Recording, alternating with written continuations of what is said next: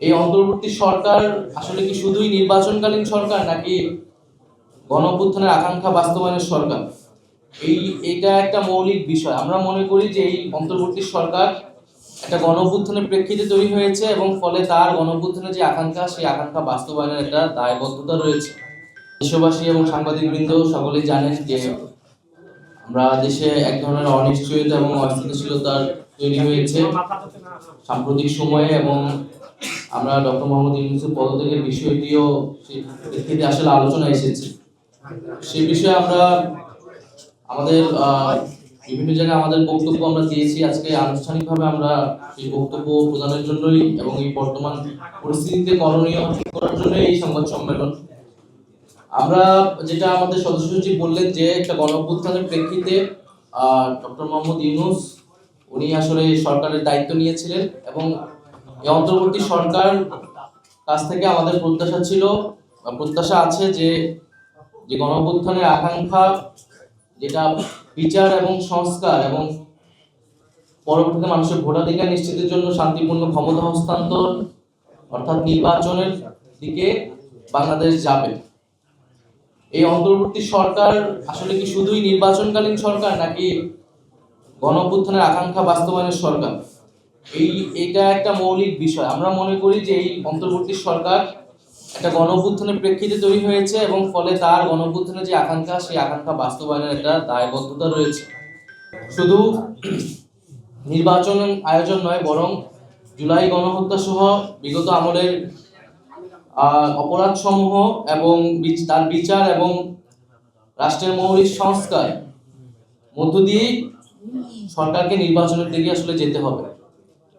আমরা তাই আমাদের প্রত্যাশা বা আমাদের আহ্বান থাকবে যে ডক্টর মোহাম্মদ ইউনূস তিনি দায়িত্বে থেকেই রাজনৈতিকভাবে সকল পক্ষের সাথে আলোচনা করে একটা সমাধানের দিকে যাবেন। আমরা মনে করি যে জুলাই ঘোষণাপত্রের যেই নির্ধারিত সময় দেওয়া হয়েছিল, সময় কিন্তু আগাচ্ছে, ফলে নির্ধারিত সময়ের মধ্যেই জুলাই ঘোষণাপত্র প্রদানের ব্যবস্থা করা উচিত এবং বিচার, সংস্কার এবং নির্বাচন এই তিনটিরই রোডম্যাপ একসাথে প্রকাশ করা উচিত। তাহলে জনমনে এবং সকল রাজনৈতিক দলগুলোর মধ্যে এক ধরনের স্বস্তি তৈরি হবে, আস্থার জায়গা তৈরি হবে। ফলে আমাদের অন্তর্বর্তী সরকারের প্রতি আহ্বান, জুলাই ঘোষণাপত্র এবং বিচার, সংস্কার এবং নির্বাচনের রোডম্যাপ একত্রে ঘোষণা করা এবং সব পক্ষের সাথে আলোচনা করে একটা সুষ্ঠু সমাধানের দিকে যাও। পাশাপাশি রাজনৈতিক দলগুলো এবং আমাদের জনগণের প্রত্যেকেরই আসলে দায়িত্বশীল আচরণ করতে হবে। বাংলাদেশের বর্তমান পরিস্থিতি, জাতীয় নিরাপত্তা এবং ভবিষ্যৎ গণতান্ত্রিক বাংলাদেশের কথা ভেবে সকলেই সেই দায়িত্বশীল আচরণ করব আমরা এবং একটা আলাপ আলোচনার মধ্যে দিয়ে সমাধানের দিকে যাব, সেটা আমাদের প্রত্যাশা। দ্বিতীয় আরেকটি বিষয় হচ্ছে সেনাবাহিনীর পক্ষ থেকে 626 জনের একটা তালিকা, যেটা আমরা দীর্ঘদিন ধরে শুনে আসছিলাম, সেই তালিকা প্রকাশ করা হয়েছে। এই তালিকাটা যদি আরো আগে প্রকাশ করা হইতো, এটা তো আসলে 8ই আগস্ট বা আগস্ট মাসেরই ঘটনা, তাহলে আসলে জনমনে কিন্তু কোনো ধরনের সন্দেহ এবং শঙ্কা তৈরি হতো না এবং এক প্রতিষ্ঠানের বিরুদ্ধে কেউ কথা বলার সুযোগ পেত না। সেনাবাহিনী আমাদের দেশের সার্বভৌমত্বের প্রতীক।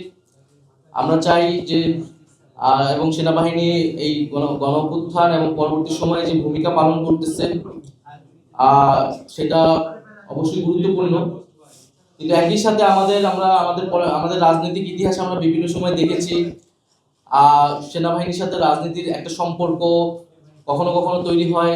আমরা 1/11-এর ঘটনা জানি।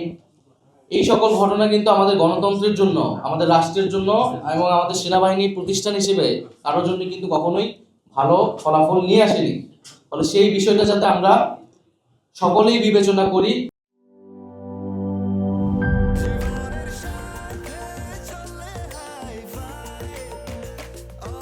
স্বাস্থ্যকর অল টাইম, সব সময় অল টাইম হেলদি লাইফ।